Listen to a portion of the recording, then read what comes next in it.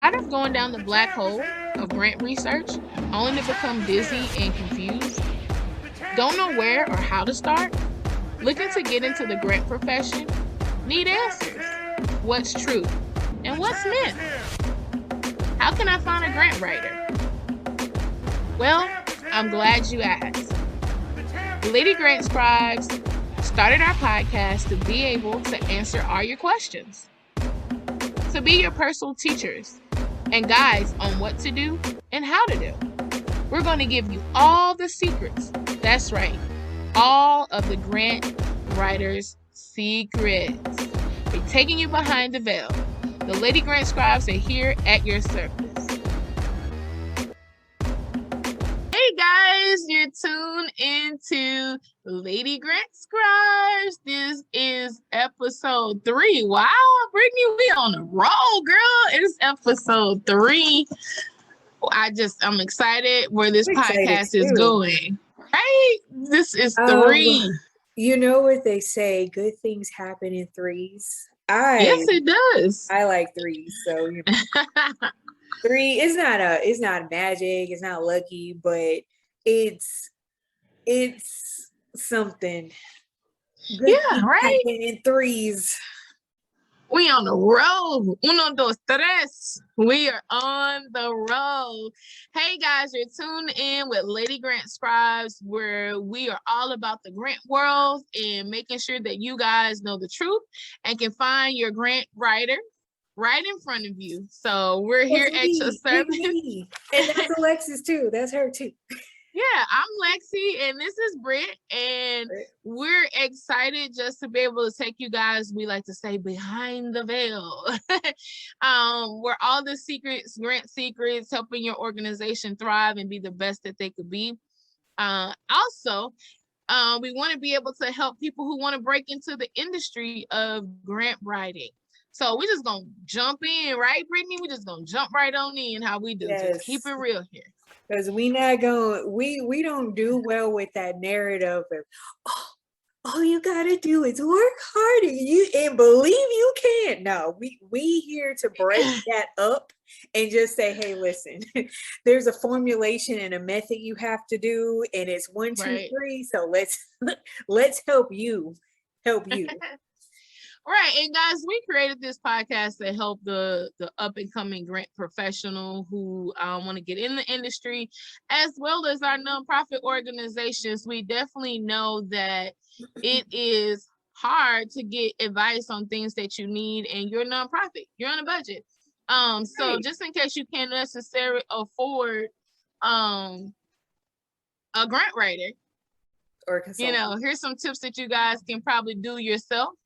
And so we're just going to dive in. This episode, for episode 3, guys, is the ultimate nonprofit startup checklist. So in episode 1 and 2, we was kind of getting you guys ears tantalizing about what is grants, what is a nonprofit organization, some things that we've experienced in the industry, kind of alerting you guys on to watch out for scammers.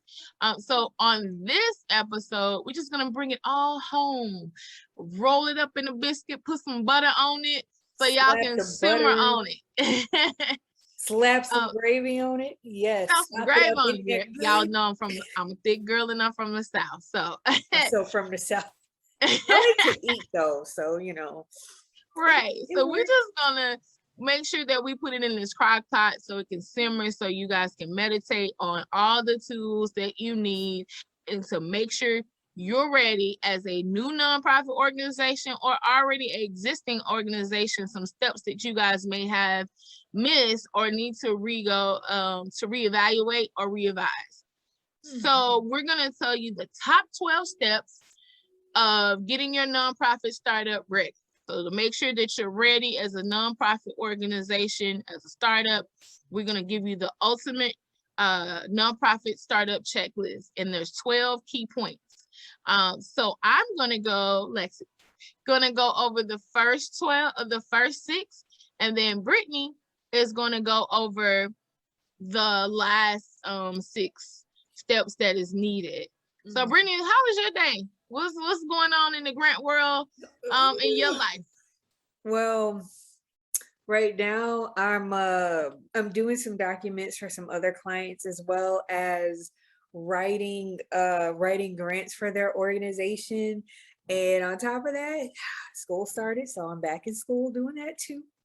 It's been a lot, but that's not a complaint. I look at it as my personal challenge to do better because I'm at the end. I'm at the end, and sometimes when you get to the end, you can breeze by. Sometimes you cannot.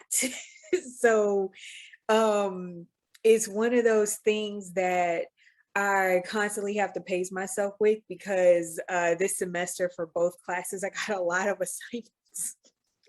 And then I got to do these grants for my clients. So I don't, like I said, I'm not trying to make that excuse of, well, would have had this grant by the deadline, but you see, I had homework and I had to do it, just not prioritize. So that's what I'm doing now.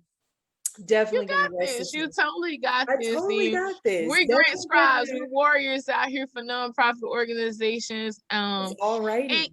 and it's all about time because if you get a great grant professional like Brittney and myself, we're gonna make sure we clock our time, let you know, not overuse time, so you can see where it takes us, how long it takes us as far as research, and to write out the proposals and grants and get supportive letters and all those great things for what we're trying to do for your organization needs. Yeah, So, it's structured. And and so that's why she's probably like, organizing time is key.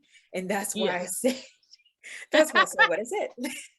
Yeah, because I mean, with a great course load, it can be time consuming, but because you're a grant professional, you know how to manage time. And so you got this, I totally and you're do. doing it very well. I wouldn't even know. So that's the life in the grant world, guys. Like it can be chaotic when you have a lot of clients. And so a little tidbit, kind of a little off topic, but since we kind of went here about time management, making sure you don't, if you're a grant professional and getting in the profession, don't take on too many clients.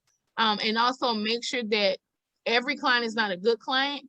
You want to make sure that you'll be able to agree with their vision, their mission, so you can be excited to write these proposals and these grants because you believe in the organization. You know it's going to be a success. And not to say if you get a client or you do the bidding process that you think it's not a great organization that you don't want to work with, but you just got to know where you at, what makes you passionate, and be able to advise accordingly, and don't put too much on your plate, guys. Don't over just get so many and then you can't give the necessary attention to each client that they deserve to move their organization to the next level. So it is a marathon, not a sprint, in the grant writing world, because there are stages. True. And we about to get into the first stage, great foundation. So let's make sure you guys are ready. So, dun dun dun dun. The ultimate nonprofit startup checklist. And guys, this is for churches and communities, community leaders. And guys, just forgive me if you see me looking up and down because I'm reading off my chart so I can make sure I don't miss any key points. For you guys who are listening on our other platforms, podcast platforms, you don't have to worry about seeing me look up and down. You just follow along with me, guys. So, learning the step-by-step process to start your new church or community-based nonprofit from scratch. This is a true nonprofit business startup at its best. So we're gonna just dive right in to teaching you these necessary steps. And so this is why I came up with this blueprint, because I know it's needed help. And guys, if you want to know how to be able, if you're new grant professionals and you want to be able to have this template that you can be able to give to your prospective clients and how to navigate and utilize this for them and structure their stuff, We will be doing a workshop on this as well, mid-October. We will be doing also a workshop, guys, on how to set up your nonprofit paperwork for the exemption status in the incorporation, aka formation part. So you want to check our website for that, as well as our Facebook and Instagram, because we're going to drop when that's going to happen. So you guys got to tune in, subscribe to our YouTube channel. Okay, now all the shameless plugs are out of the way. So let's get to the nitty gritty. Step 1, vision, planning, and research, guys. Define who you are.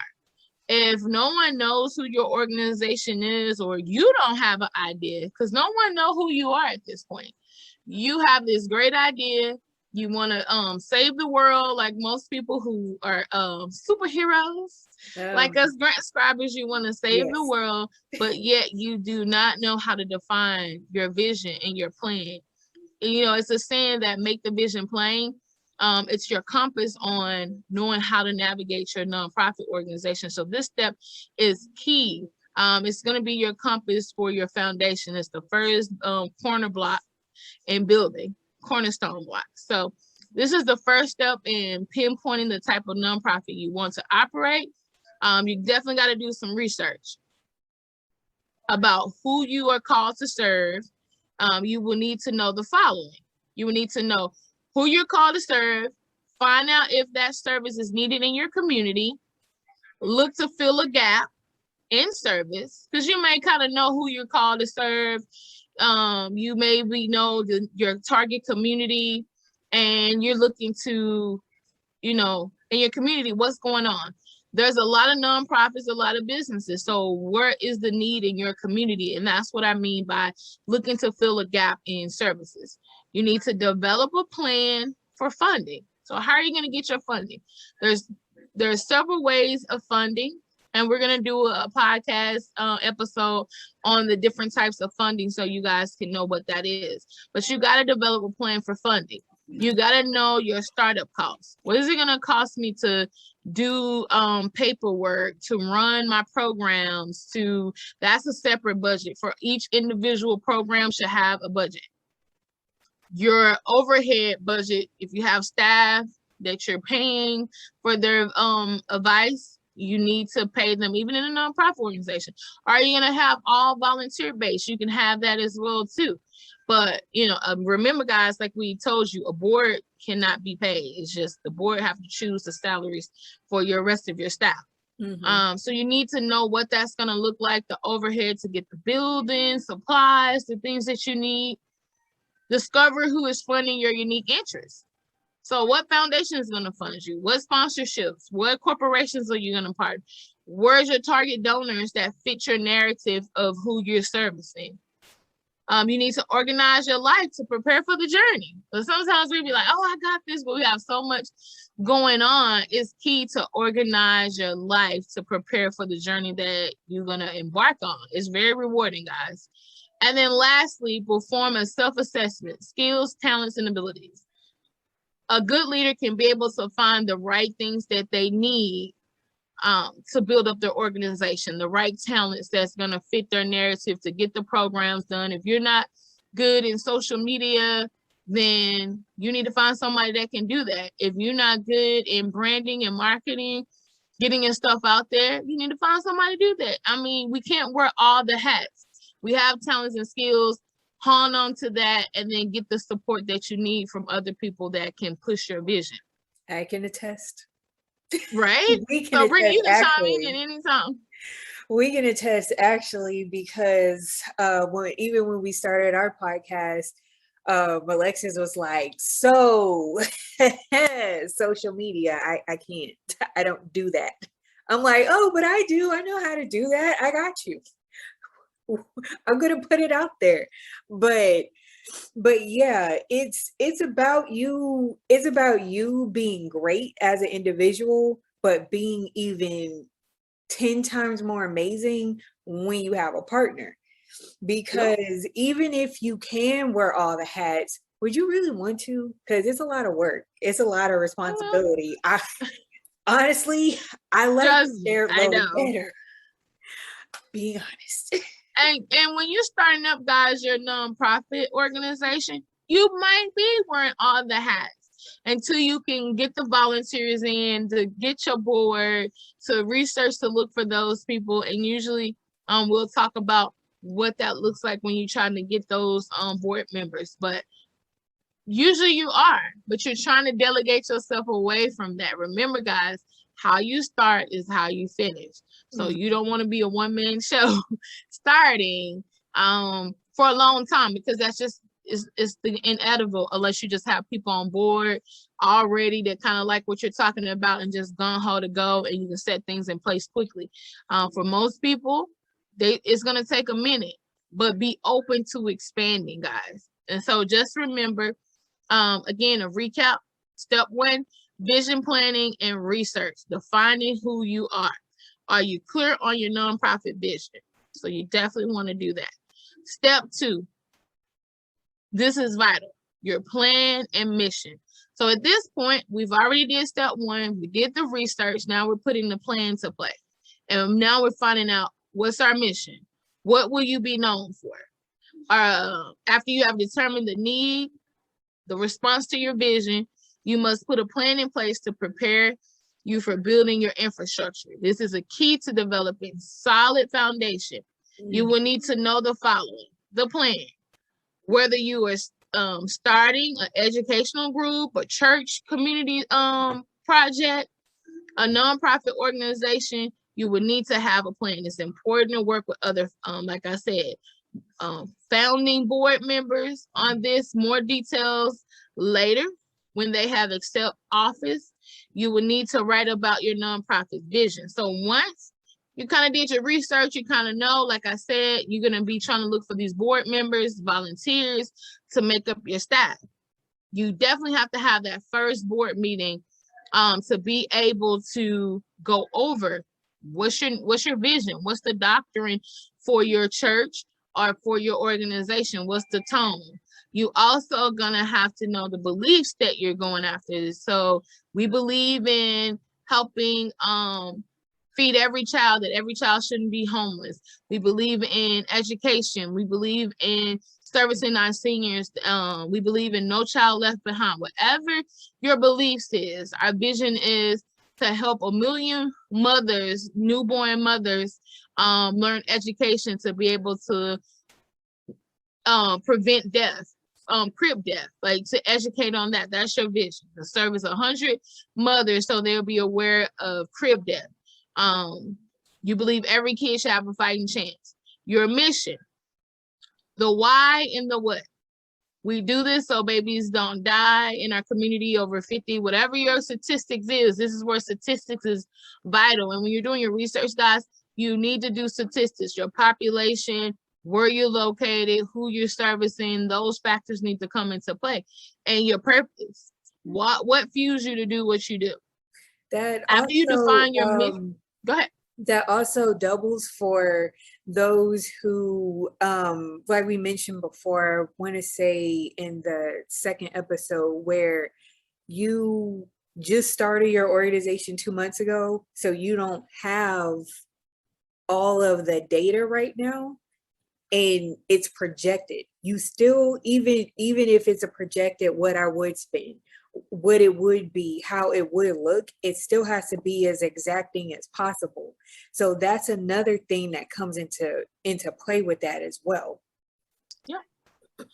Yeah, it's a lot of key factors, guys. That's why we putting you on this game at Lady Grant Scribes. We putting you guys on game so you can be prepared with the right foundation. So after you define your mission and you draft your purpose statement, both are needed for the IRS, by the way. So all these things that you're doing you're gonna see from the beginning, it has steps, and you're gonna need this later on for the next steps to move forward. Everything is a building block. Mm-hmm. So you're gonna need these things for the your tax exemption application, which we call 1023.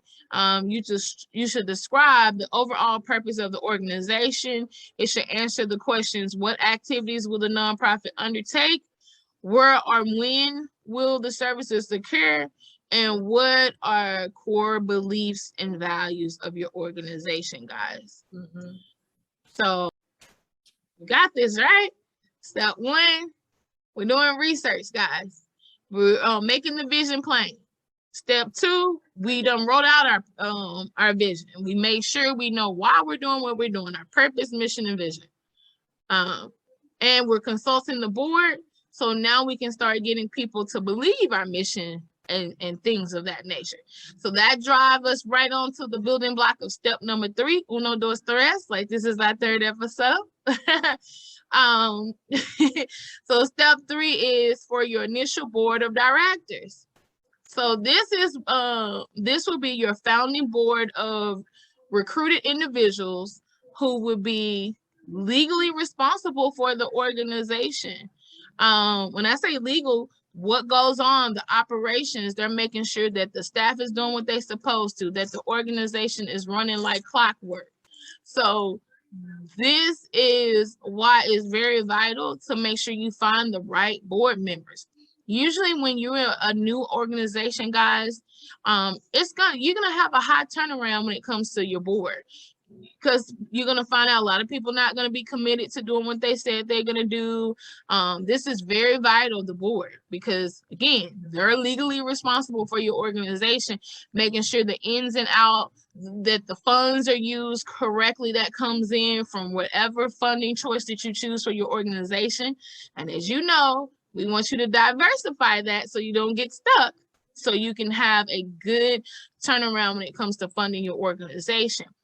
But it's key. So find people who are on board with your mission, that are responsible, and that can take on this task. So when you're looking for them, and usually you start with people you know, guys, co-workers, friends. I wouldn't say a lot of your family members, maybe one that you trust, because as we explained to you in previous podcast episodes, that you don't want to look shady where you got everybody that's your family, Junebug. Bubba. Yeah, Bubba. Then they're like, oh, this don't look trustworthy, because it's look a little shady, because who's gonna hold you accountable if all the family members, because they may not say no to you. And so then that's how things can go a disarray, and your nonprofit can fail. So we don't want your nonprofit organization to fail. So in step 3, while you're looking for your board that fits your mission, that's going to be legal responsible for your organization, here are some key things to remember, so you won't prevent conflict of interest. You want to align with good governing practice. Successful governing board includes individuals who not only are knowledgeable and engaged, but selected with the organization needs in mind, i.e. accounting, finances, compensation, and ethics. Because your board members also should be help putting in fund and driving fundraisers to make sure that the organization is staying funded. So your initial board should align with your state minimum requirement as a rule of thumb. Also, no less than 4 or more than 12 members. So your board don't need to be no more than 4. No less than 4, no more than 12. You know, you want to refrain from again, like we said, electing relatives on your board. Look to include to someone on your board who is experienced or is currently experienced the causes you're looking for, right? Someone who knows if your nonprofit is an organization that help people who suffer from child loss. So a person who have experienced that would be great to sit on your board, because they'll make sure that you're carrying out the mission and know some of the projects that you do. They know how they felt and what was needed for them, so you can create projects around that, so they'll keep you in line with that. Mm. So Brittney, you want to chime in? Oh, not right now, but I was just agreeing to what you were saying. Like, yeah, that's very true. Yeah, so it's very vital to make sure that your board is, it's the foundation and the heartbeat of the organization. So when you create a board, guys, the manual things to include is board of directors welcome letter, a job description, the board policies and procedures. So they got to know what am I responsible of doing? What do you want me to do? What's my job title? So you need to let them know that, you know, for my organization, I want you to be able to focus on XYZ, executing, making sure the staff is on point, monthly meetings to every Friday. Holding an accountant needs to do weekly meetings with the team. So these are things you put in play, guys, with your board. When you're going to conduct meetings, what that looks like for salary for the staff, the policies and procedures, a place to for legal documents. Who's going to be responsible for holding the legal documents of the organization, calendar, meetings, budgets. So the board is responsible for all those things. So I think we're well on our way. We're on this train, right? So now we got, hey, we made the vision plain. We done set up our plan. We got our vision and our purpose. We have located our board members that's going to be legally responsible for our organization. We're moving along on this train. Now, step 4 is incorporation. This is the time to fill out documents to become a legal entity. Sometimes incorporation means formation as well. So if people heard that lingo, this is where you fill out a form to become a legal nonprofit organization. Do a name search. So when you guys are doing this process first, please make sure you do a name search. Just like any business, is similar with the nonprofit organization. You don't want somebody else to have your name and then you like, what? No, this is my name. You know, then you want to draft the organization documents like the articles of incorporation. Mm-hmm. So you want to do this by going to the website of the Secretary of State. You know, it'll have all the information that you need to fill out that form. So if you, like, for instance, I'm going to use Texas. You have to have 3 people in mind, 3 directors to start. You know, your board should already put that in place. Like I said, when you meet with your board, they give you the okay to go ahead and start this process. And when you start it, you have the address, all of those things. Make sure you have the IRS lingo that's required. This is preparing what you need for this document. And if you need help, please reach out to me, Brittney. We would love to help you while you guys, you know, register for our workshop. We're going to be showing you how to actually fill out this form step by step. So, and we're reasonable, guys. So I don't want y'all to think this is why we're here, because we know people need the help, and everybody's right now suffering. So everybody's on a dime. That doesn't mean what we provide is cheap, because, you know, knowledge is powerful, right? And you want to definitely invest in yourself. But we want to help organizations. So we will be dropping that. Yeah, as much as we can help, we want to spread the word about this. And also, we don't want to come and visit you in jail. We don't want to do that. Because if I come and visit you in jail, I'm gonna say you didn't do all your documents, huh? Yep. Okay, well, see you next hook up with the scribes. You know, we can't scribe you out of prison. We can't scribe you out of there, but we could have scribed you on the right things to do before that happened to you guys. So knowledge is prevention for people. So people perish because of lack of knowledge and thereof, and it saves time. So you want to have a mentor that can mentor you in the ropes of what to do and how to do, so you won't repeat repeated mistakes. And so after you guys fill out this form, again, like I said, Secretary of State is where you can get the form. Make sure you have your the number of directors that's required in your state to have your articles of incorporation done, as well as all the tax lingo that you need, all the things that you need. When you go to the site, they'll tell you what you need. Once you get there, this document will become a public document after you fill it out. And it defines what the corporation would do and who will be initially responsible for the management of the corporation. And when we say corporation, nonprofits are corporations, churches are a corporation. When you fill out the Secretary of State office, you will need to first receive the document back. So before you can even move forward on anything else, guys, you're going to need this document. So once you get this document, in your hands,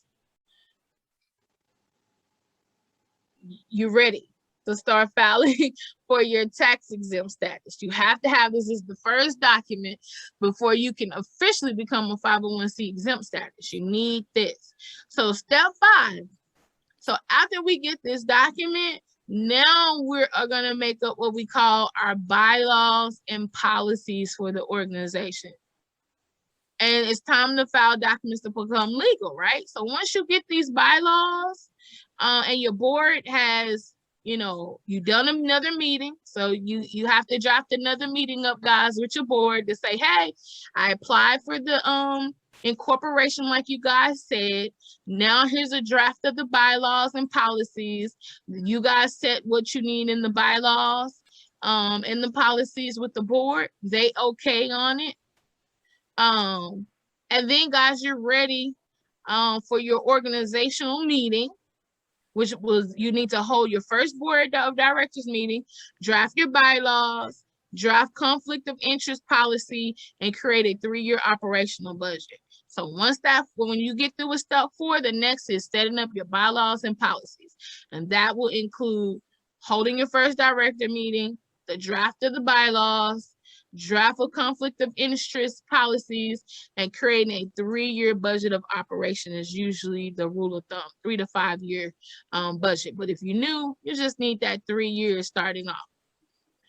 Then we're going to move on into keep this ball rolling. Step 6, organizational meeting. It's time to file documents to become legal. And like I was hinting to, then this is when you say, hey, board, we're ready. I got all these budgets. I got the draft. Let me let you approve off of it. So the board is going to approve.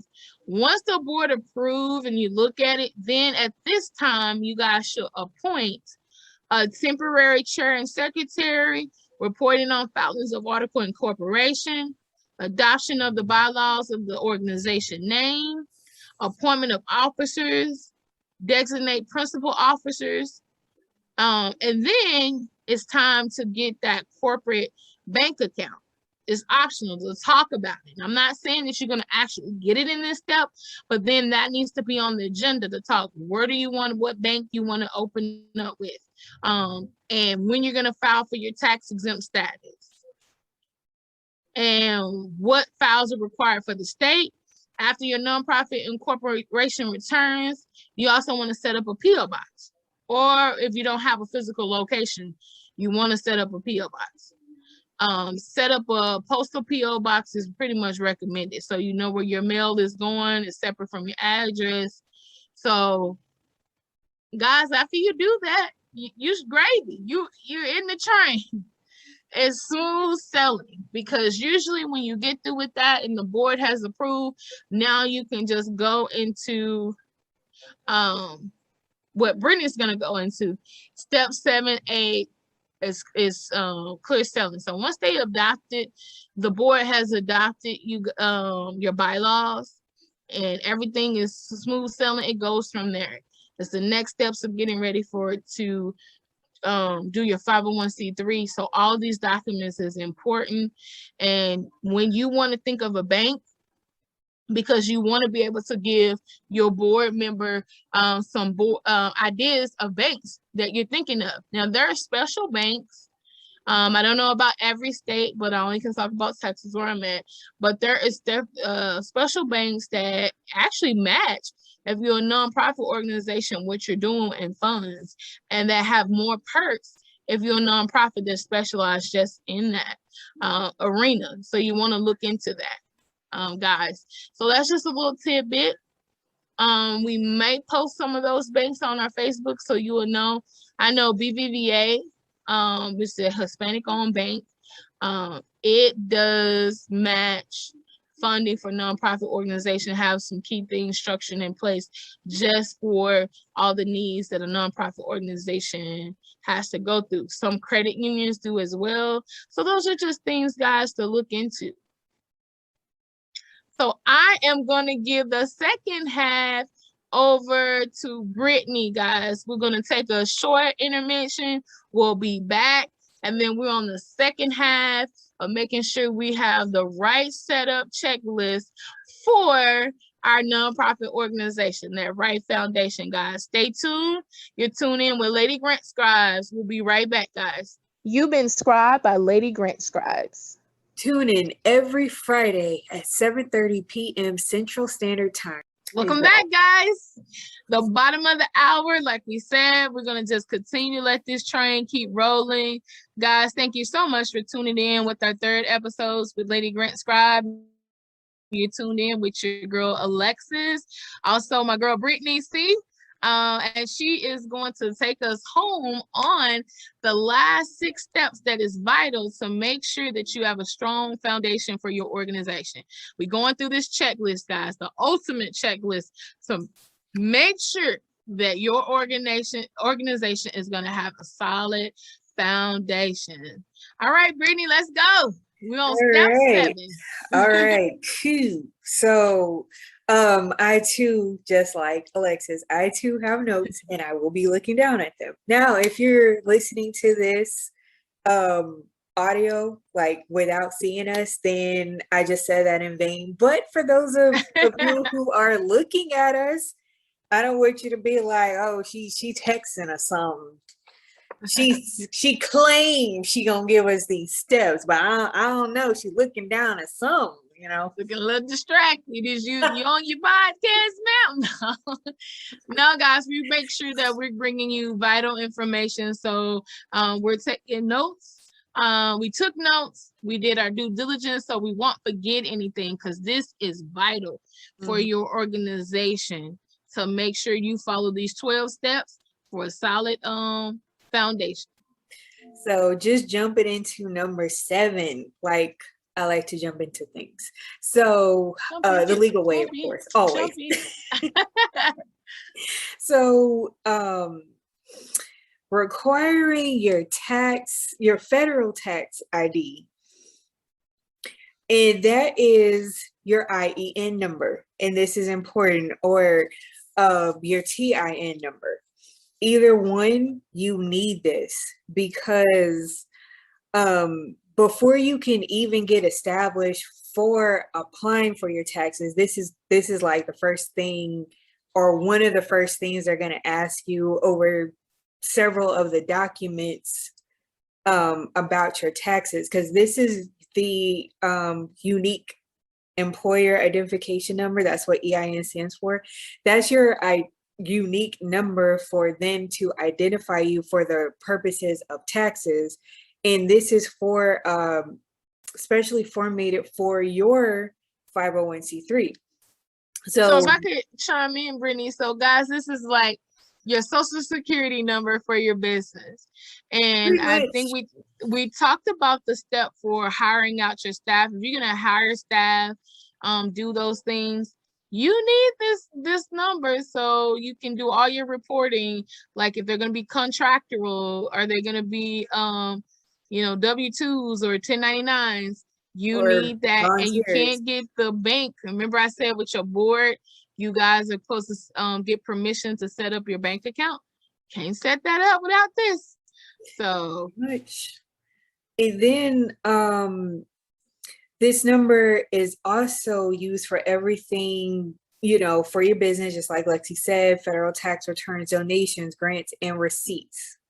So that's another thing why your EIN is so important, because if you have this organization, but you can't back it up with tax documents, you can't back it up with the state, you can't back it up with your IEN, it's going to be pretty tough for you to get grants. And it's also going to be pretty tough for you to file taxes and prove that you are this entity without it. So what you would need is an SS4 application, and that's what you'll need to receive your IEN for setup. And this can be done online. It's faster that way. And then it's suggested that you wait until you receive your incorporation documents back officially before filing for the number. So you can have, hold on, I said that wrong. in my mind. So you can officially have proper standing with filing. So it's just what Alexis was saying, the 6 steps prior before this one. Make sure all of that's lined up, and then you can get your IN. So I want to chime in here a little bit, Brittney. So for my grant professionals who are doing this for your organization, or someone who's doing it for an organization, make sure the SS4 form is signed off and filled out, printed out, fill it out, or PDF it or DocuSign it over to the organization. Fill it out for them, but have them sign it so they can have a copy on hand and you can have a copy on hand. Because at any time, if the RS, because you're filling it out, it's called a third party authorization, you're filling it out for an organization, they may come back and ask, like, did this organization really legitimately ask you to fill this out? They may not, and they may will. So then you have it immediately on hand to give you a set time frame so you can either fax it or mail that into them, those documents, because usually the EIN number is going to be sent to you, whether you filed it electronically. You're going to file it electronically. You're going to fill out that form first, give it to the organization so they can put the powers to be, the treasurer or whoever, the president, put the signature. Usually you wanted the person who is founding this organization, you want their signature on it. Then you have it for your records and their records. Then you go ahead and fill out it online. And then you write on the top where it says EIN, what the EIN number that you get, you write it on that form, you send them another copy of that as their records.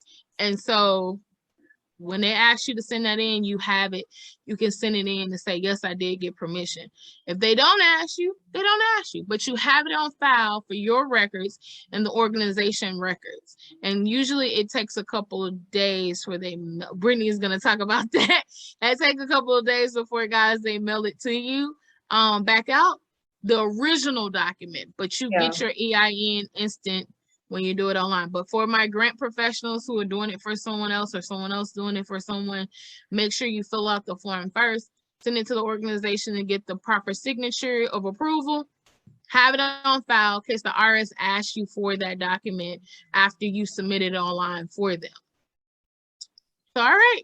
What did I say? In the middle of at the middle of the top of the hour, I don't want to visit you in jail. Like, so you didn't do your documents. Okay, see you next week. We're preventing all of that here with this information. Yeah. I can't stress that enough. It's like, it's a joke, but it's a serious joke. I can't stress that enough, y'all. Like, it's not one of those, because I know we live in this hot pocket, like you were saying in one of our last episodes, hot pocket society where we want it done and we're just like, oh, let me just wish this was done, or let me just, if I believe hard enough and sleep with these documents under my pillow, it's gonna get resolved. That's not how. No. Yeah, it's better to just take the time and do it, because like I said, I don't want to see and that's going to be hard for the organization, guys. If you're a professional, we're talking to professionals on this tidbit, just what I was mentioning earlier, because if you're doing it for someone else and the IRS asks you, did you have proof, guys, you're legally saying you're able to do this legal document here, and then you don't have permission and you can't prove you have permission, guys, that make the organization look bad, you look bad, they may even reject their EIN because of the chaos. So you're a grant professional. Let's be professional. Let's do the things that we need to, and checks and balances for the organization needs. And also a little tidbit, guys, when you do apply for your SS4 online, which AKA your EIN number, employee identification number, AKA Social Security for your organization, you want to make sure that you do it, have everything in order, spellings correct, all of that, because you're going to be timed. You have to do it in a set time on the site. And if you exceed that, then hey guys, and then you can't go back. So you want to make sure, and it even tells you to double check that. So make sure you check in spelling, make sure you're in the time frame, because that's important. Okay. Thank you for that, Alexis. So moving on to number 8. Moving on to number 8. This is where you're actually going to file your 1023 IRS form, which is your tax exempt form for your organization. So this is also like another segment of I don't want to say it's an extension of the Social Security for your business, but it kind of is, because you're saying that, okay, I'm writing this information for the IEN. Now you're saying, okay, so you can tax me because we just proved that I'm a legitimate entity with my EIN, my bad. Now you need to be able to tax me. You should be able to prove that you are this legitimate business who are getting back your taxes from the IRS. So you have to be taxed. I know we hate taxes, but it's necessary. Well, that's what 501c3 is. It's the exemption of a nonprofit from you getting those taxes. You get the tax breaks and cuts as an organization. But guys, you're not going to get this if it's not filled out correctly and you have everything done. Follow the previous steps, guys. Yes. That's why the beginning step was important, because you're going to need all that information that you filled out from steps 1 through 7. You're going to need it right here just for this wonderful form, guys. This beautiful, beautiful form. Yes. Okay. So number 9, this is what... Oh, wait a minute. We bypassed this. Wait a minute. So step 8 with the tax form, exemption form, guys, there's the 1023 regular, and then there's the 1023 EZ.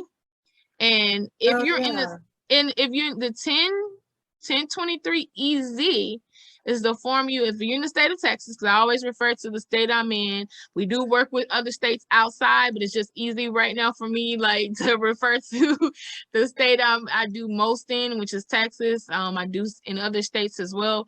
But to do your formation or incorporation, it's $25 to do that incorporation form.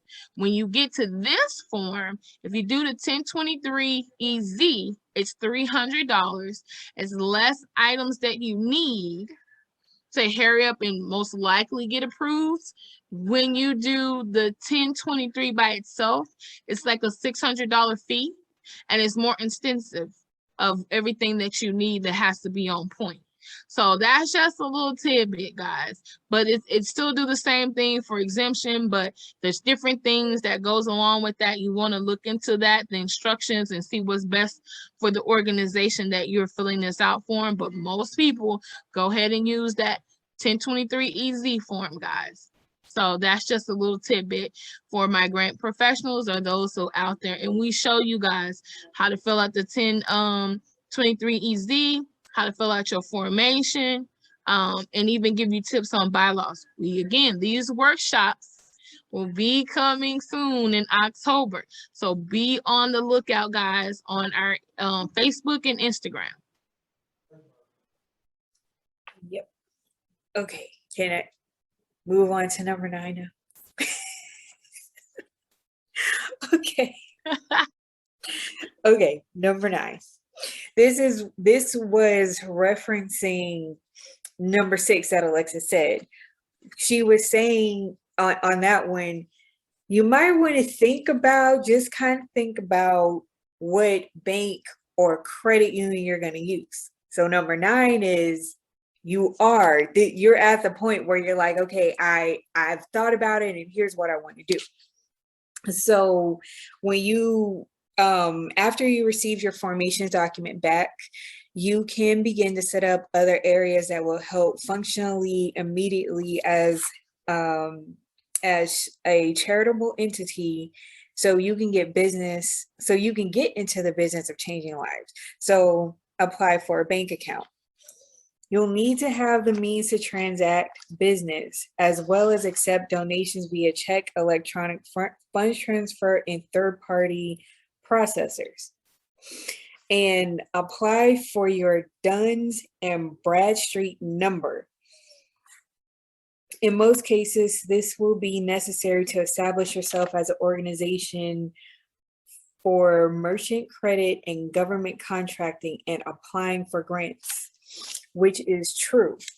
Because when you, because there's the different types of grants, which we'll get into later on, but I'll give you two for now. So you have like your regular like for your public or your private foundation grants, which are mostly what you apply for like in your local community or your state. And then you have the government side, which is where the DUNS number comes in, because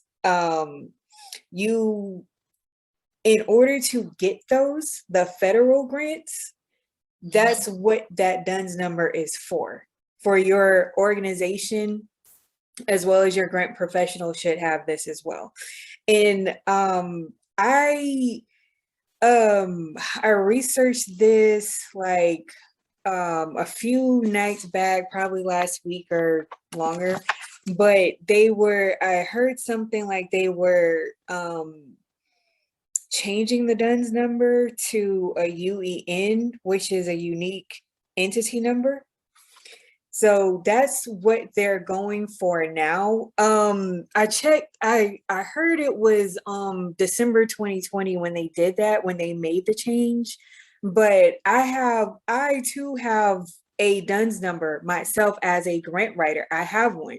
So when I went to the grants.gov site just to check and make sure, it still said DUNS number. So they're probably still in the process of doing that. I don't know. But what I know I'm going to do is keep checking back. That way I can provide you guys with that up-to-date information as it comes out. But that's where it's going. That's where it's going towards next. And I don't have any other information on that, as like, if the number is going to be longer or shorter than the original DUNS, if there's going to be alphabet character in there. I don't have that either. But like I said, what I do have is that they're changing the DUNS number, so it's now a unique entity number. Right, guys. And just to add to that, also that's because too, SAMS.gov has updated their websites and all their information in their system. It's a little bit easier to navigate for people who are looking for government contracts. Now, if you are a profit business, we help with you with that too, guys. If you're looking to get into the contracts, we help you with that. But it's easier for you to do contracts and bid on things that the city may have come up or on a federal level. But guys, it's a misconception that people think nonprofit organizations cannot bid on contracts. There are some contracts out there, well, not some, there are contracts out there for nonprofit organizations, and by bidding on that or using your expertise for your organization, it can pretty much fund your organization for a while, guys. And so we'll do a workshop on that, but we're just gonna work in steps with you guys. And if you guys want us to do extensive workshop on that soon, just let us know. Leave us a message on YouTube, Facebook, or Instagram if you want to see us do that. But guys, this is why it's important to be registered in SAMS.gov properly. So you want that information. You gotta have all the steps completed to be able to get your DUNS. And your DUNS is going to also allow you guys to build that credit that's needed even for nonprofit organizations to get loans on certain things that you guys are requiring to have, maybe supplies, operational things. And it hurry up and establish you guys some credit. Now, I do know some organizations off the bat that report immediately to DUNS that will help boost those numbers quickly, guys. And when you sign up with our workshop, we'll be able to go into those and give those are some of the things and tips and nuggets that we give extra in those workshops. But make sure you got all these steps down, guys, because you're going to need that when you apply for your DUNS and put it in the SAMS.gov system. And you want to have your bank account set up like Brittney said. So I just wanted to throw that out there so you guys to know the importance, because you necessarily don't have to as an organization set up the DUNS if you don't want to go after federal, but we will advise you to, because you never know. It's just like insurance. Get it because you just don't know what may happen. You may need it. So just get those things done, guys. And one other thing that I wanted to mention as well is like the grants.gov. I think they work together. Like, yeah, they do. Because you can go to grants.gov and then scroll to the bottom of the page. Because this is exactly what I did. Because for some reason I was putting in sam.com to get the number, and whenever I went to the bottom of grants.gov, it has sams.gov at the bottom, where you can not only apply for your account with them but apply for a DUNS number as well. It's at the bottom of the grants.gov their website. So also it also helps to have an account with grants.gov. When you sign up, it's free. So when you sign on to their newsletter or you have an account, they can let you know what grants are available. Yes, guys, and as grant writers, we use multiple sources, not just grants.gov, to find grants for our clients. But another tidbit, guys, when you go to sams.gov to register, if you see something that pops up to say pay, you're in the wrong system. It's free to sign up for that. So if that pops up, sometimes that does through the algorithms. So it'll slide in there sometimes. So just go out, make sure you go back into sams.gov. You shouldn't have to pay. So if that pops up, you know that you're in the wrong thing. Just, exit out, go back in with Chrome, and sams.gov, it's free. Mm-hmm. Okay. All right. Number 10. This one. Number 10. It speaks for itself, but we got to talk about it because I don't think some people just know. So number 10 is setting up your back office. That goes for your business phone line or business cell. You can get a separate line on your cell phone. Because I know like most businesses that are corporations have a landline phone, but yeah, you can do a landline or you can do a business cell phone. And internet. You need internet. The world is run by internet. If you don't have Wi-Fi, how are you going to establish business? It's essential. Especially like working from home like I do. Yeah, I need Wi-Fi. I do. It's essential. If I don't have Wi-Fi, I can't do my grant research, and then I'll lose clients, and then other things will happen in a domino effect, all because I don't have Wi-Fi. So get internet, y'all. Get the Wi-Fi. Yes, your office space with equipment. Oh, I just kind of touched on that. This can be in your home, just like I said before. So you can have a desk. You can get a desk. You can have a space that you call your office space, which is, for me, it's either in my room or in the kitchen. But I don't have like a workspace just yet, but I'm working on it. So you can do that. You can put a little desk or a table in there, or you can have something. If you can't, like me, I don't have that luxury where I just have a office that's just my space alone. So I put different things in the room that I'm in to focus, so I know, like, okay, this is work mode, or okay, this is relax mode. So, start with what you have. You don't have to go out, like, especially when you're starting out, please don't do this. Please don't spend like $5,000 on this ergonomic chair and table when it's out of your budget. Just get something affordable. Or, use your dining room table like I do. Guys, use what you got. Don't be bourgeois. You're starting off. It's expensive to start off any business, to do a business.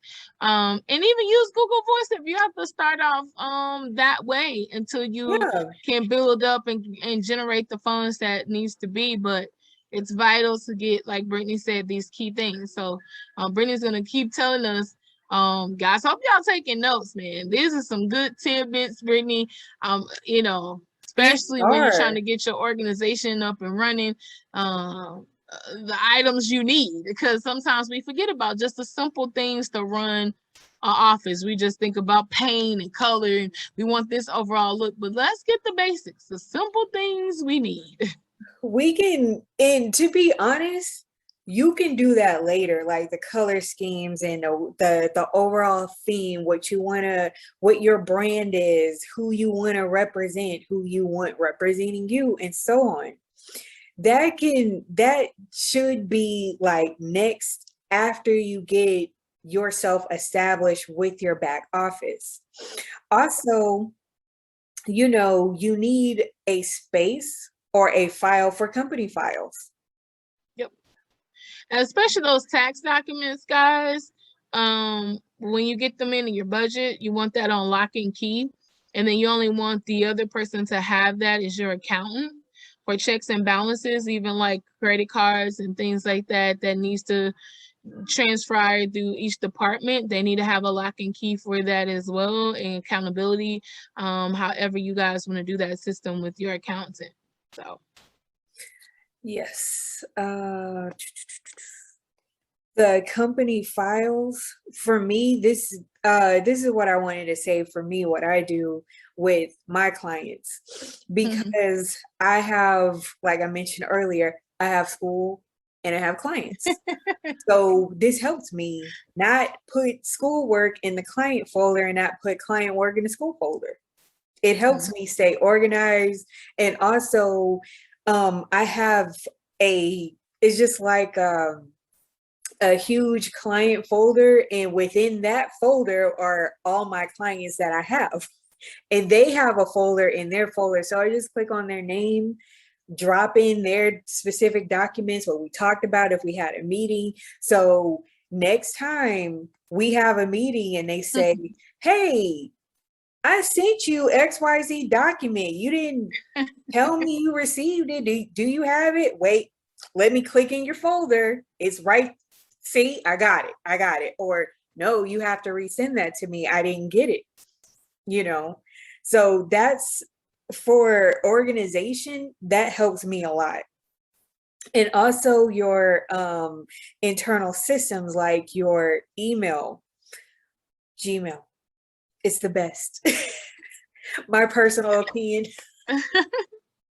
Because I don't want someone to say, no, Rocket Mail's the best. Just personal opinion.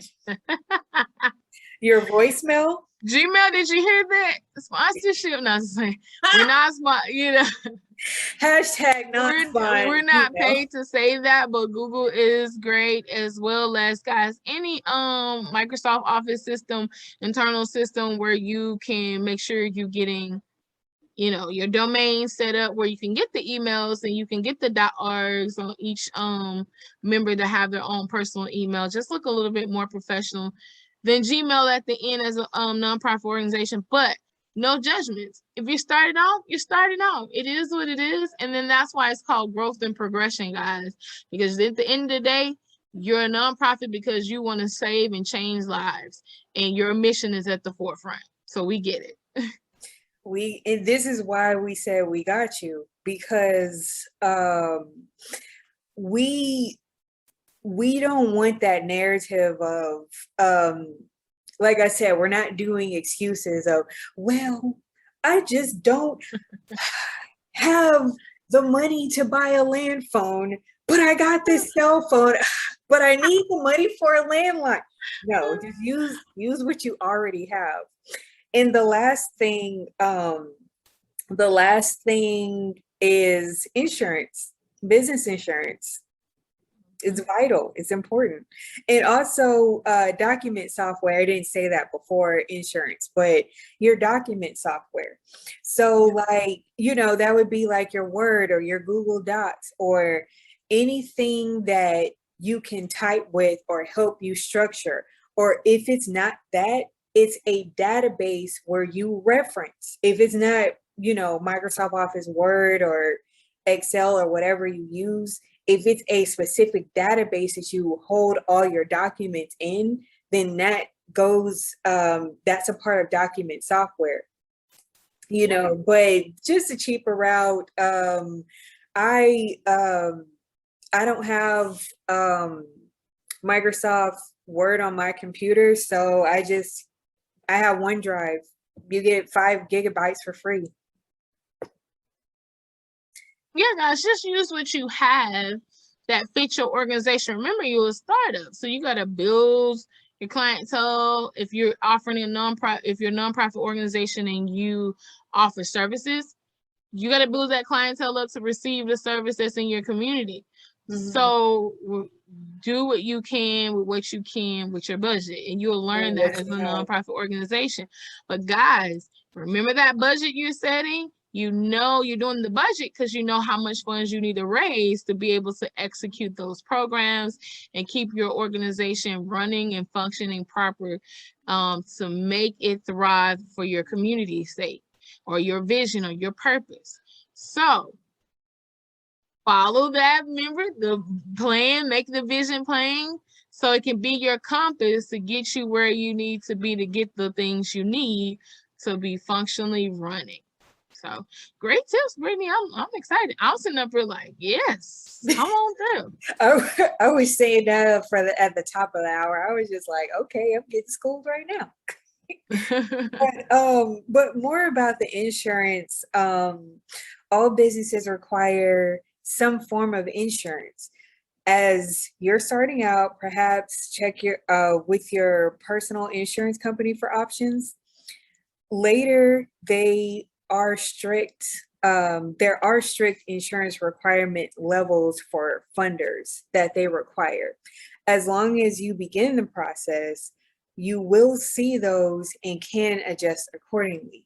Because, just like this is said, when you're starting off, you may not have business insurance per se, but maybe your regular insurance, if you call them and ask them, hey, I'm just starting off with my organization.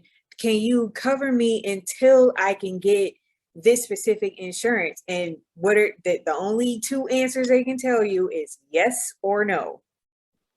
Right. And guys, just something simple. Like if you're offering a service, and with COVID-19, we know a lot of organizations are going online now, maybe not a physical building for what you do. You can just maybe offer your services online. Again, we're going to always do workshops, guys. Workshops that's going to help make your organization better. Some people don't know how to do that transition online. And so we want to help you guys do that as well. And with that, you may need errors of omissions, in case you make a mistake on an application with someone, or you thought you made your vision clear in your paperwork and maybe someone messed that up. So it's just, a way to protect you in case someone sues you, you're protected, vice versa, So you just want to make sure that you have the proper, and just get with your local insurance agency to see what you need and what's going to best fit your organization, guys. Disclaimer, I am not a lawyer, nor am I a Insurance agent, as far as, because I do insurance, I do life and health insurance, but I am not an insurance agent that works with as far as businesses on like areas of emission and those things. But we do know that's vital, guys. So reach out to your professional and get the quotes that you need to make sure you find the one that best represents your organization and where you are. Okay, so I'm about to get to 11, but just to recap, require you got to get your federal tax ID, which is your EIN. You know, you got to file your tax exempt 1023 or 1023 easy form. Go ahead. For 9, go ahead and apply for that bank account and get your DUNS number or your UEN, your unique entity number. Number 10, we just discussed setting up your back office. So with all of those nuggets in there, not gonna repeat them, but with all that information, that's what is needed to set up your back office. So number 11. Account systems. This is the heartbeat of every nonprofit organization. It's the ability to raise and properly account for funds. Starting out with the right accounting or record keeping system, it's crucial for operations and for the community that you serve. And here's some tips for purchase accounting software, as well as chart of accounts. So for the purchase of accounting software, the software vary in complexity and expense.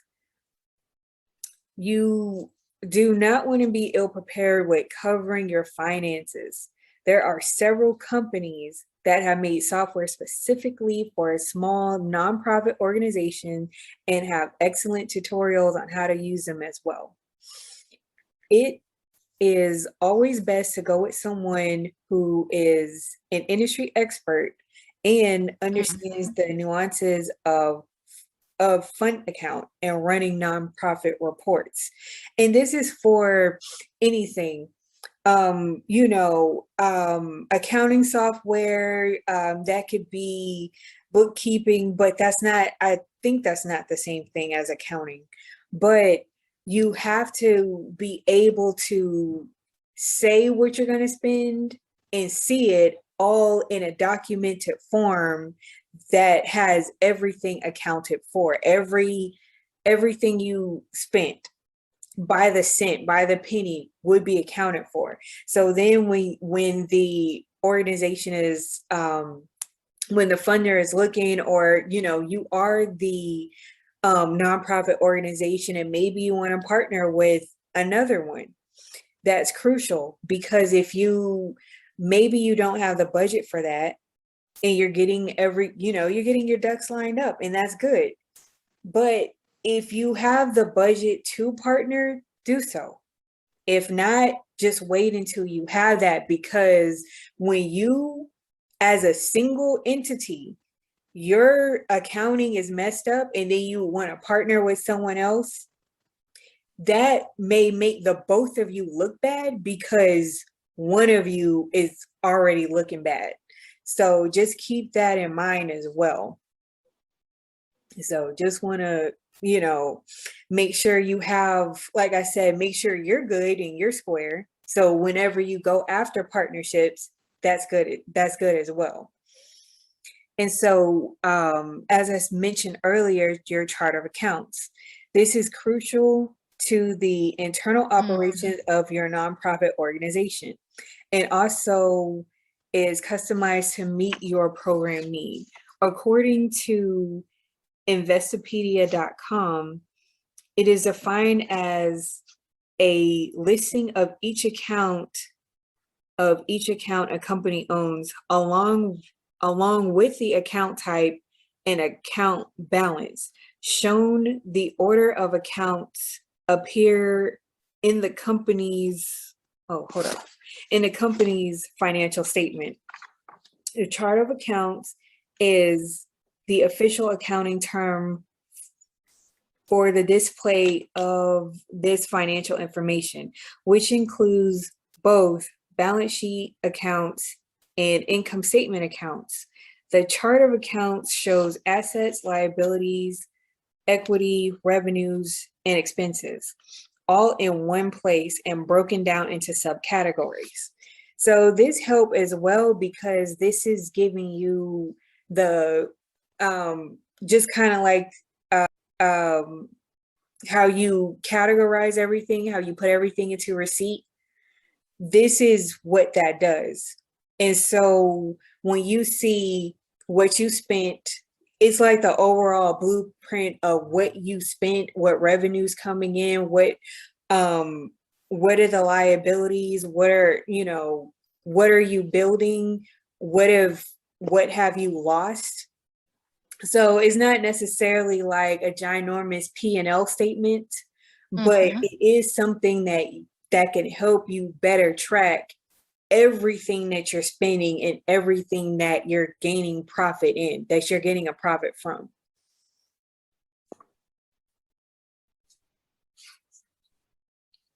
Did you want to say anything about that, Alexis? No, you're right on point. What you're talking about is like great vital information for them to know what to look for as far as items needed for their organization and to just get their stuff out there. So that's key as far as the organization goes. All right. So last but not least, number 12. It's like, no, it's the end, but it's not. Because, guys, if you see me looking down again on here, I'm not, I'm looking and following along because we both made our notes and text each other our own notes and emailed our own notes. So, we can chime in on some key things that we can let me add this. So this is some great stuff, guys. I just really want your organization to be prepared. I don't want anybody thinking is she paying attention? I am definitely paying attention. That's why we put this together. We want to make sure we're covering every single thing, guys. So this is vital. I can't stress it. A lot of people skip these steps and they're wondering what's going wrong, why my organization is not thriving like it should thrive, because some of these key 12 steps are missing. And if it's not one of those things where you can do steps 1 through 8 and then skip the rest and then bam, let's get funded or let the money roll in no, you have to do everything on this list. No skipping steps, no getting cut in corners, no getting around it. Because like the funder, your organization, yourself, whoever will be funding you, your board, or that will affect your future for future partnerships if everything is not lined up. And that's even for a partnership, that's what they're going to ask you. Do you have these things in order before we even coerce together? Because if not, like I said, if you're one entity and you look bad, and you trying to partner to build yourself up to make you look even better, and they check your credentials and they'll say, no, not this time, or get this lined up first, and then, we can partner. But moving on to step 12, it's time to prepare the world for how wonderful you are. The front office is your brand, your identity, who you are, and why you matter. We just hit on these areas since branding is since branding is a very in-depth process, and it's likely to change over time as resources become available, and it does. So here's some more tips on. Now we're at the front office, your brand, you're the face of your nonprofit. So here's what that looks like. Your relevant core message.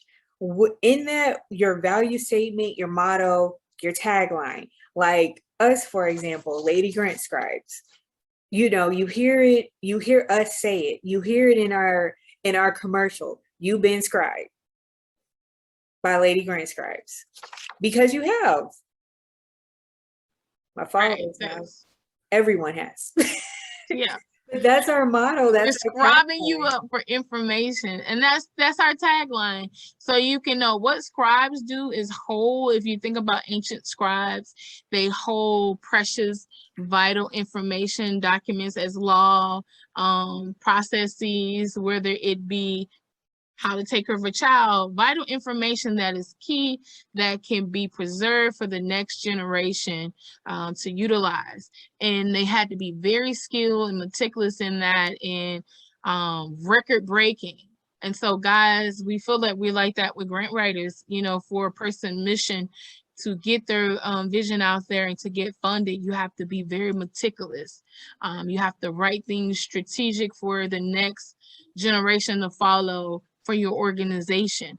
So, and the blueprint of setting it up. And so that's why we call ourselves the scribes. So we're scribing you in, we're breeding the next scriber, because this profession is, to me, a sacred profession as far as helping people, but it's not shared. And you want to be able to, and sometimes people can tend to take the greatness out of this secret profession of helping organization, that people can tend to be greedy, guys, and not really give you all the vital information. But we want to grow with you. We're about partnerships and building. We want to be that grant writer there for a lifetime. You can either ask questions with consulting, get that go-to form done that you need to get done, but you can feel like as an organization leader, you left more knowledgeable about the process, and you have a clear understanding of what the next steps are and what's the next steps for your organization. And if someone asks you questions, that you can confidently answer those questions with confidence. So yep, with confidence, guys. It's the confidence. Yeah, because a lot of times organizations and people do things for them and they cannot answer, like, I don't know, this person did it, but they don't know if that person necessarily did it correctly for them. Mm-hmm. So, but we can say that because we put it into practice. So that's why we say it with confidence, because we live that, we practice that on a regular basis. But anyway, moving on. Your visual identity, your logo, your color palette, your fonts, your images. This is now the time to get into that. This is the time to get into your branding. Because before then, it's great to think about, it's great to write it down, but it's not great you should be filling out that 1023 easy form and you're like, I wonder what palette goes good with these colors. Not the time. That's why it's the last step, guys, because now you can go creative bunkers. Like that vision. Like, this is what we created, like Lady Grant Scribes. This is our wow. our logo, our palette. So also, your font, your images, what are you going to put out there visually? What is the visual? And to me, it's simple. I do everything like this, and I just put it into branding, and it's just that more easy for me. Instead of just sitting down for a week, writing names down, and I wonder how can I be unique? How can I make this pop? How can I formulate this? You would just think of the thing that you want to do. Think of the thing that you want to bring to the world. So for Alexis and I, like we said earlier, for Lady Grant Scribes, we got sick of that narrative of work hard and then you can achieve your goals. Okay, but work hard how? Exactly. And you can achieve your goals when you work hard. Or in the case for me, it was I'm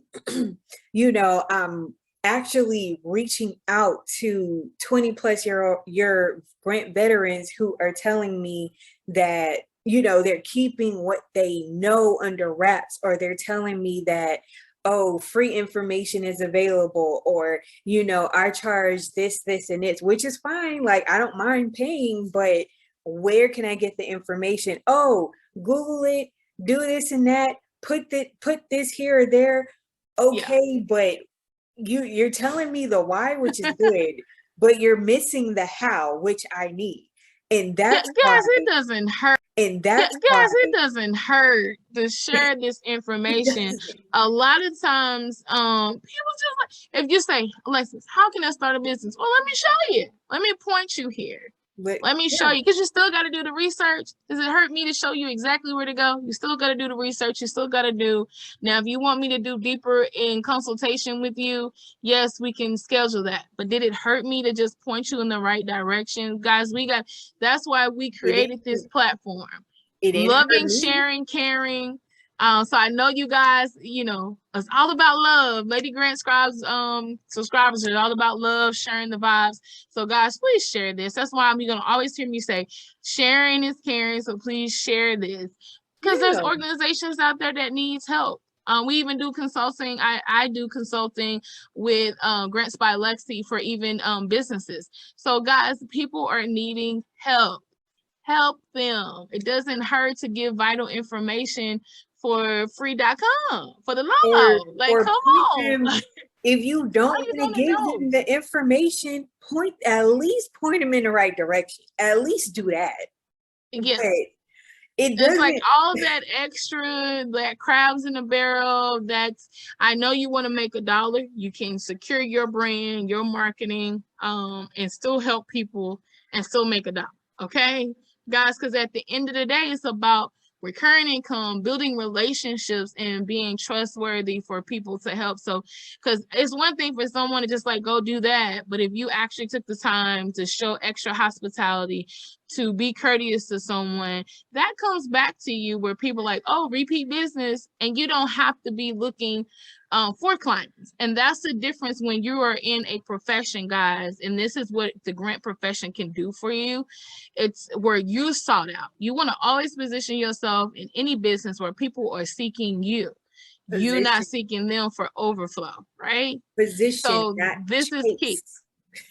And I always say in business, you want to spend other people's money, not yours. That's why I got into the grant writing situation. Be smart and leverage that, though. But with everything comes responsibility. Much is required, much is given.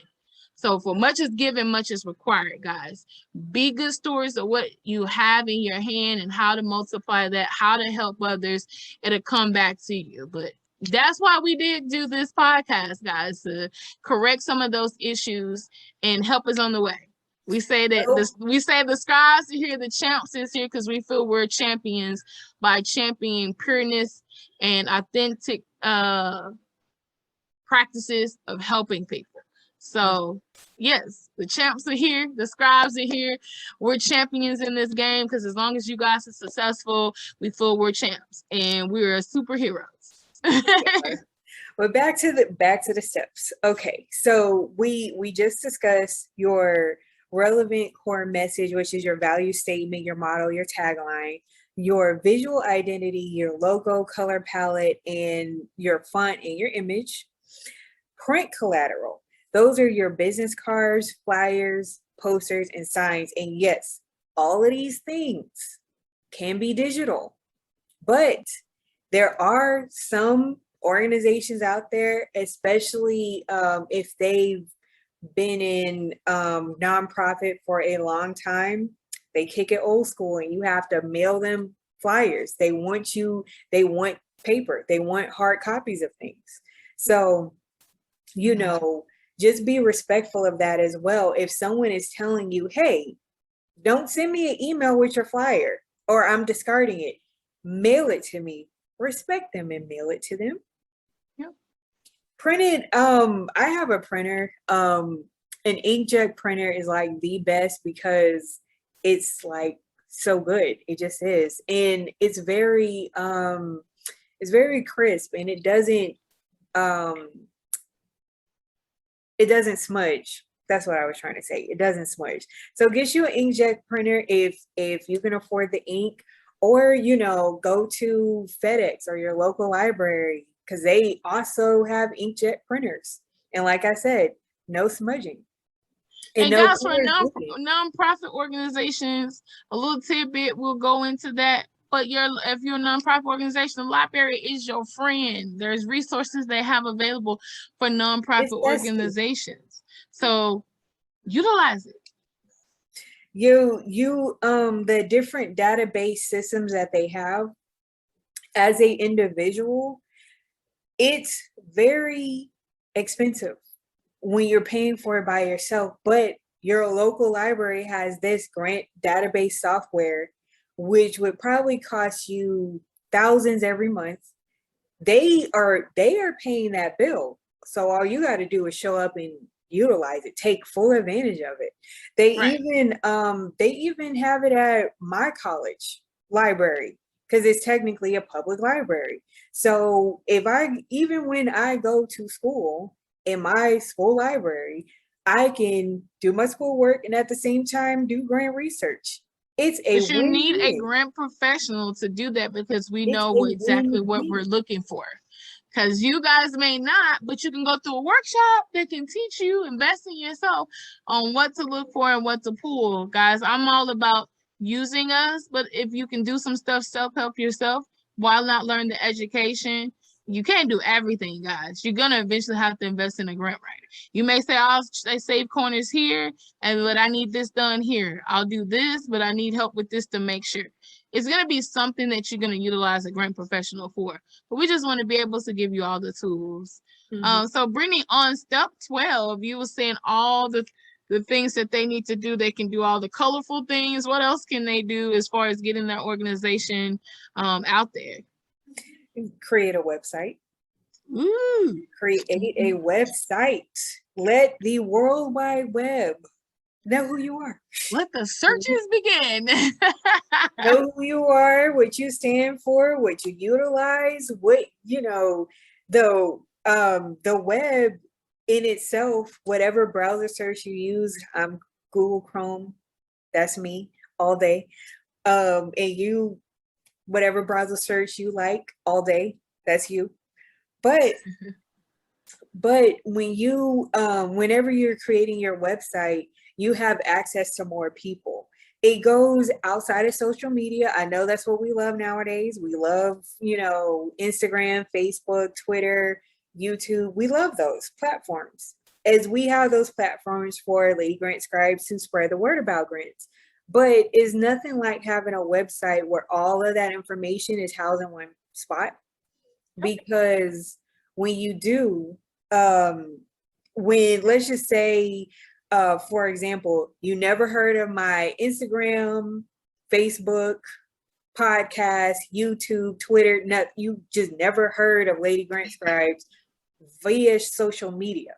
But you click on the website and this is and they have this, they have all the social media. Yeah, and then you can check that out yourself as well.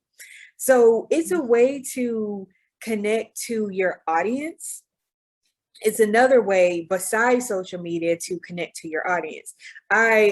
Somebody that I followed said this: your social media is the commercial to your website, and your website is like the movie to it. It's like your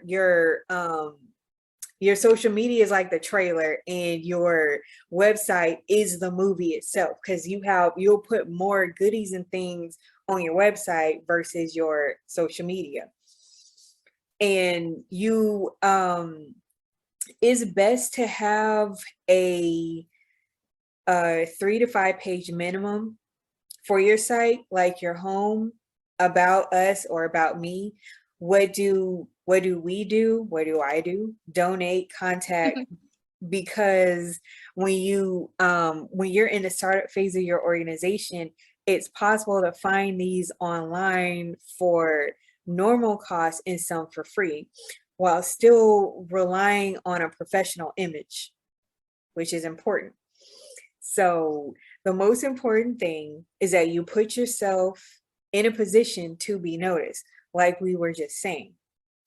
You want like to, us blogs, like podcasts. If you guys will eventually going to be taking open calls, or you guys can call us and start asking questions, and we're going to answer those questions. So it's good to just get yourself out there. And there's different software guides that you need for different systems, like Salesforce.com is one to keep track of your accounting and processes of, are you hitting those targeting the actual people that you wanted to service. Also, like Apollos is one for the accounting part of it. So there's different software guides that will keep you on track, and you can, in Apollos have where you can build your website inside. So if you're on a budget, you want to look at things that couple a lot of things in. And Apollo specialize in nonprofit organizations and churches, how they're run and how they can function. So that is key, guys. We done wrapped up those 12 steps. So wait, we still got a little more. We're almost done. Okay. So here's a tip for the platforms. And you've heard us mention some of them, but I'm still gonna say them because I don't think we said all of them. So I did say Facebook. So you can start a business Facebook, but it has to be you can't have your business Facebook without your personal Facebook, unfortunately. Sign up for Twitter. I wish they changed that, but yeah, that's true. I really do, because sometimes sometimes people are not, especially Facebook, especially social media, like how it is, they're not going to be like, oh, okay, well, let me just bypass Brittney's personal and go right to her business. Like, she write the vision plainly. That's her let me go right there. No. If you see my personal one first, you're going to go through that and see what I've been doing personally. Which I don't really put that much that I do because it's my personal one versus my business one. But then, that could send a confusing message. So, but Instagram lets you do that. And which is strange because Facebook owns Instagram. So they should incorporate that. Anyway, Twitter. Yeah. We're going to start ranting. Facebook, hook us up. We need to change those suggestion box. Hashtag non-spawn. This is not sponsored by Facebook either. Sign up for Twitter. I don't know if most people know, but most of nonprofits and funders are on Twitter. So make a Twitter account. Create an Instagram profile that shows off your good work. I do that. Instagram. I love Instagram. Hashtag not spawned by Twitter or Instagram either.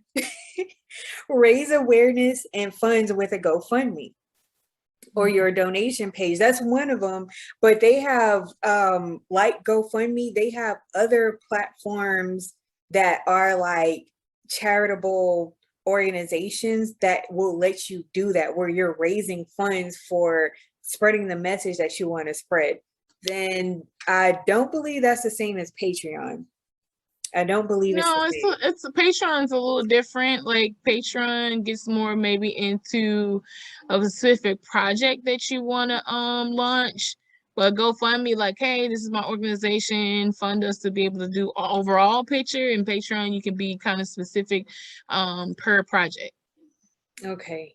And the last tidbit here is contact your family and friends and let them in on the good news.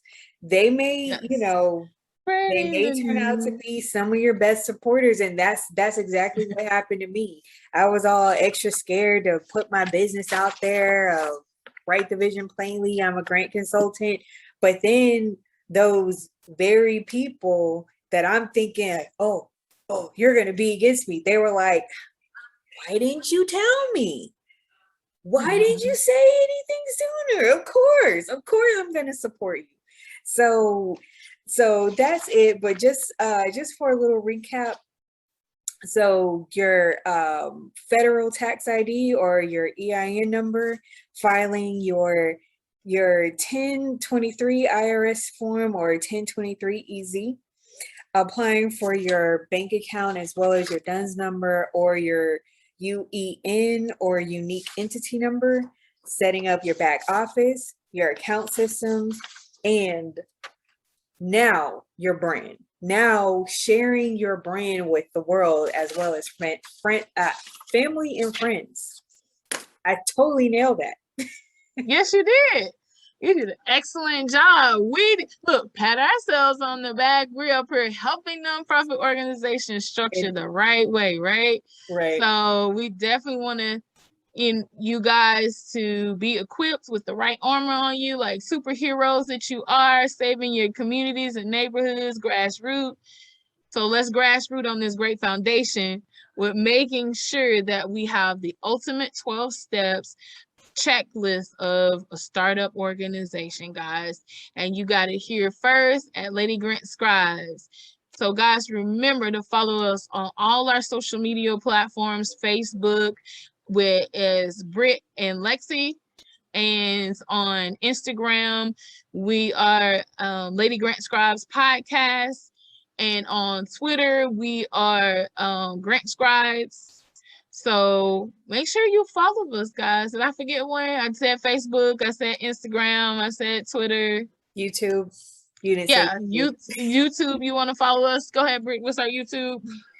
I have no idea. It's Lady Grant Scribes. We're still Lady Grant Scribes on YouTube.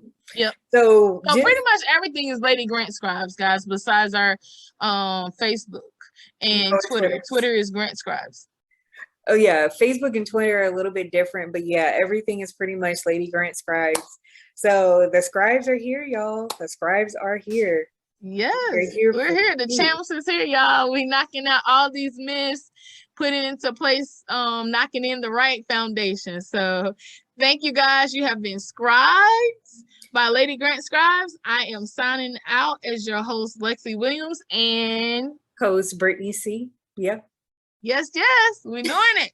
We changing lives in these streets. All right, guys, until next time, be blessed, be safe, and guys, know that you can change the world that you want to see. So after all, we are taking the first steps to change the world. So if we can do it, you can do it too. Oh yeah. And nothing but smiles, guys, because if you still got breath in your body, listen, it's a beautiful day to make change and just give the Most High all the praise. So we got this, right? We got this together. All right. See y'all later. Deuces. You've been scribed by Lady Grant Scribes. Tune in every Friday at 7:30 p.m. Central Standard Time.